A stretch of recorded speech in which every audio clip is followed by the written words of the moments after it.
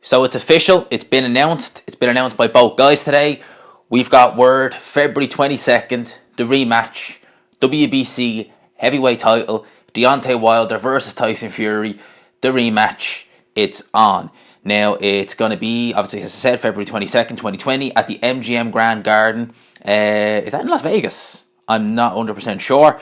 But Fury has basically said that watch me knock Deontay Wilder out, aka the Big Dosser. Tickets go on sale tomorrow, 6 p.m. UK time, and basically just a link to the tickets. So, and I've seen Frank Warren actually comment on that as well, pretty much give it the green light that it is on. So, we got the announcement. We know now Fury Wilder. We've known this for a while, but I think given the fact that there was things going on in Team Fury, what with Ben Davison, what with the cut, what with Fury doing the WBE stuff, we were kind of thinking, are they going to push this back? Is this going to be definitely February, or will they both be out February, maybe against different opponents? But no, it's official. We got this. We have the rematch. When the first fight was announced, they announced it. I think they announced it either the day of or days before Joshua fought Povetkin. So I was kind of thinking, if they were going to announce this fight, they might try and cash in on the Joshua Ruiz card, but they didn't. So I was kind of thinking, what's going on here? Are they going to announce it, or when are they going to announce it? But they've announced it now. So they still have, give or take, six weeks or so just to promote this fight. I can imagine the press conferences, they'll probably do something similar. They've done 3 last, they done 1 in London, they've done 1 in New York, and then 1 in LA. So I would imagine they'll do something similar. It's interesting.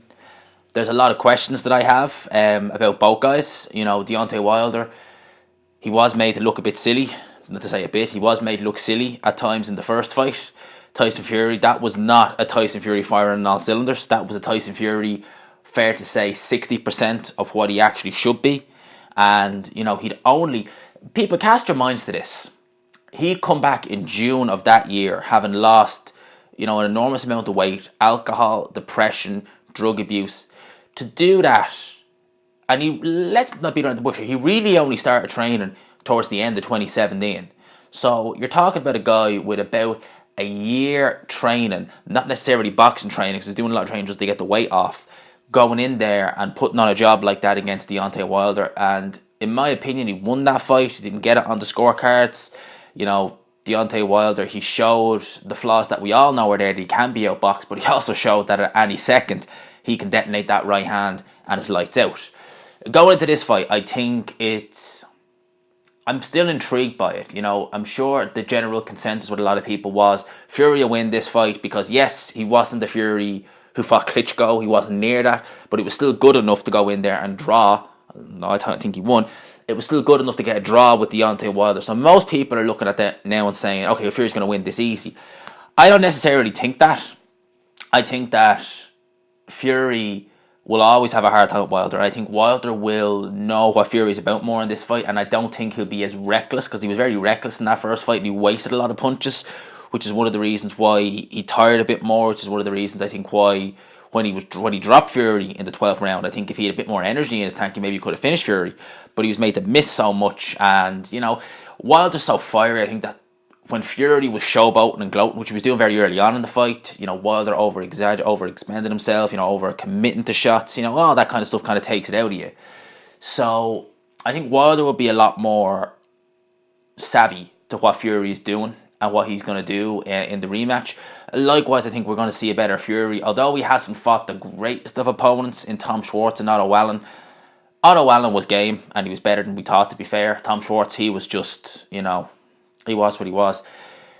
This is a Fury who has had a lot more training, has a lot more time in the ring. I don't think he's going to be necessarily just focusing on weight loss either, so he'll be able to train, with boxing. He's obviously with Sugar Hill.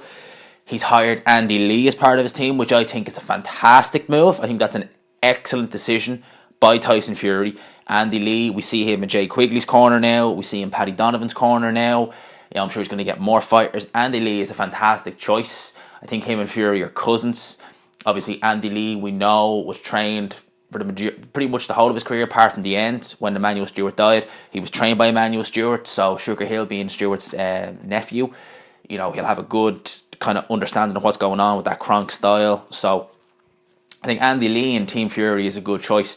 The thing that I'm worried about the most with Fury is the eye. You know, I'm wondering, is there going to be damage from scar tissue? Was that scar tissue going to open the minute Wilder starts landing, or even, you know, half landing with jabs and right hands? It was a bad cut. It was a deep enough cut. So, is there something? Is 6 months? Because it's not even been 6 months. It's 5 and a bit months enough time for that scar tissue to heal? That's the question I have. You know, we've obviously heard about plastic surgery being done and all this, that, and the other, which is all well and good. But those are the questions I have. Is it enough time for that scar tissue to heal? You know, look, I don't know what the story is with Ben Davis and Tyson Fury. I personally think Ben Davis is not a bad coach. Personally, just my opinion.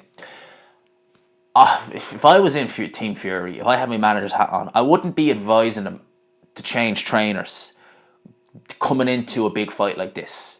You know, if he changed trainers from Ben Davison to Sugar Hill and he was fighting, you know, a Tom Schwartz again, or a Marius Vac, or, you know, a kind of fringe top 10 heavyweight, or someone, a Kubrat Pulev, I wouldn't necessarily be as worried about that, because it's not a fight that you're going to be necessarily worrying about Tyson Fury losing.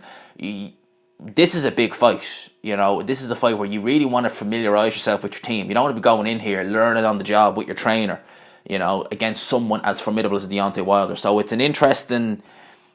I'm intrigued about the corner. You know, is it too soon to take a fight against Deontay Wilder with a new corner, with a new team? Maybe it's not, but who knows? Even with Davison, he had 2 fights just to get acclimatised to Ben Davison as well prior to that. So those are kind of the questions I have on this.